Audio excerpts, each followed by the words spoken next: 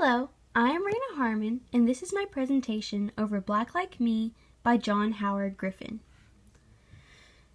Okay, within Black Like Me, John Griffin documents his brave transition from a white man to a black man. This is possible due to skin darkening medication, heat lamps, and stain. These make his skin appear dark. He does this and writes this book to gain and share knowledge on how actually prevalent the discrimination problem is in the South and how it affects African Americans' daily lives. During this experiment, he steps into a foreign life full of discrimination, stereotypes, and degrading restrictions that he would never have to endure if he were white. I included a picture of John Griffin laying under a heat lamp to make his skin darker. Okay, so during the 1950s, it was common for white people to believe that the races were fundamentally and biologically different.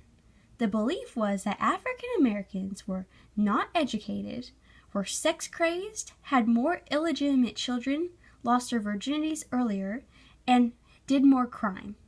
This could not be further from the truth we know now, and Griffin also knew that back then. He argued that pigment has nothing to do with the degrees of intelligence, talent, or virtue. But he believes that the differences between the races stem from a man's conditioning, not directly from the color of their skin. He believed that that black people have been so discriminated against and restricted by the whites that the only pleasures they are allowed are sex, alcohol, and crime, which then contribute to the stereotypes whites hold against them, that they are criminals, sex-crazed people, and drunks. Basically, Griffin's arguing that the races are equal and that the only differences stem from the treatment of the black people by the white people, their conditioning. Additional points and themes. Obviously, this is the most prominent in the book, discrimination and racism, because after becoming a black man, Griffin falls victim to racially charged hatred, a lot of it, such as being denied basic human rights like going to the restroom, being followed in the streets, fearing for his safety, ask personal perverted questions about his sexual experiences. I was not aware that African Americans had to endure these terrible questions by white people since they thought black people were freer with their sex and they thought they had the right to ask them all these perverted questions. It was truly disgusting. I had no idea that was going on during the 50s, as well as all these other things that most people hear about.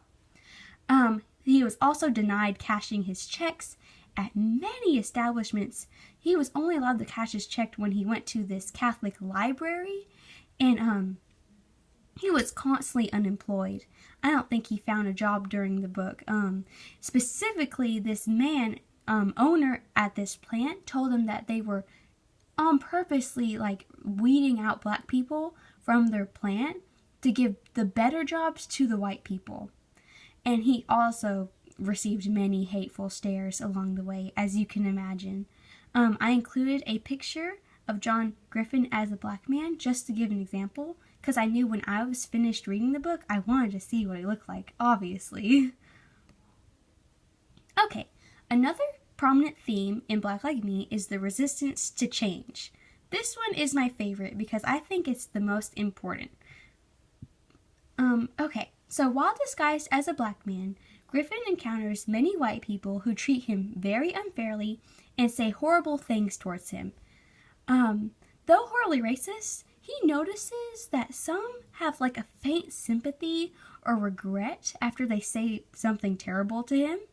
And though he sees this, not one of them holds their tongue or apologizes for the terrible things that they say, even though he can sense a tinge of regret, they almost subconsciously know it's wrong. That leads to them not wanting to change, not wanting to break that traditional racist way of the South. And though deep within themselves they understand that they are going to have to change, they're resisting to, even though they know it's wrong.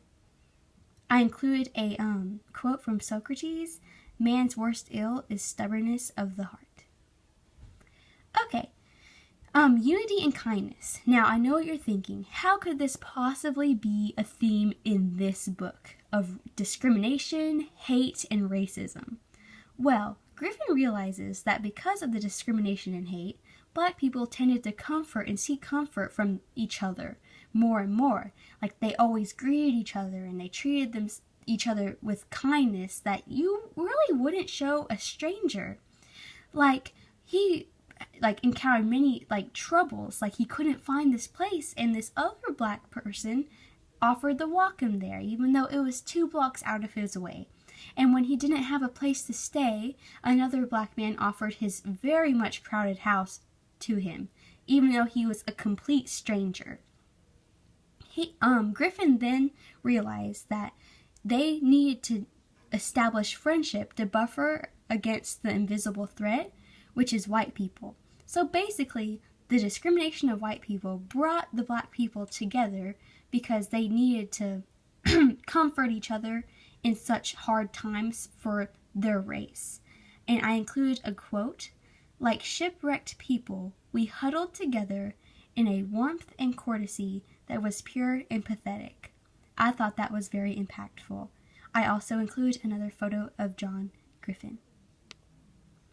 In conclusion, Griffin provides an insight into how the conditions for Black people really were during the 50s, arguing that it is not some biological imbalance that makes the races so different, but the poor conditions the Black people are forced to live under the white people. Despite his white background, Griffin chooses to get an up-close and personal view of discrimination, the refusal to change, and the unity and friendship poor treatment causes people to establish. I believe that the human race will never get as close to the truth about the treatment of other races as Griffin did, because the tradition was so bold. Who would do that nowadays? So, few people would sacrifice everything just to learn about the injustice and knowledge.